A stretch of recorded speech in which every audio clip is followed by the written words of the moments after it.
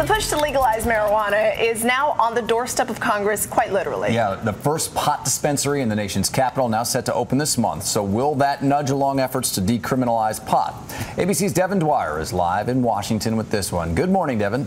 Hey, John. Hey, Diana. Yeah, it's high times for pot enthusiasts here in Washington. The industry is planting a flag in the shadow of the U.S. Capitol. Hello, come on in.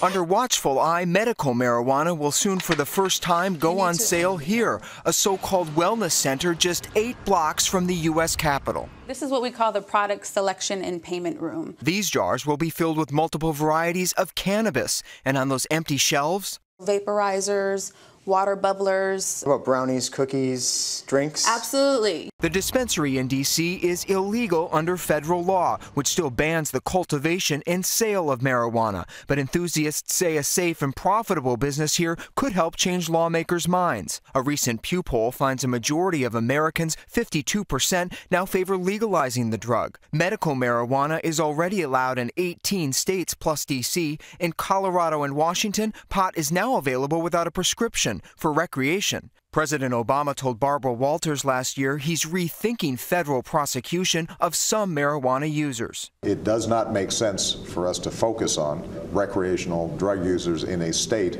that has already said that under state law that's legal. The big question now for pro-pot states, will the Justice Department spoil plans for dozens of new dispensaries? Taxes and fees from weed sales promise to be a bonanza of millions in much-needed cash. If this whole operation goes off without a hitch, you think it's going to send a message to lawmakers in Congress? I think that lawmakers in Congress have received that message. They know that there are legal states where it has worked.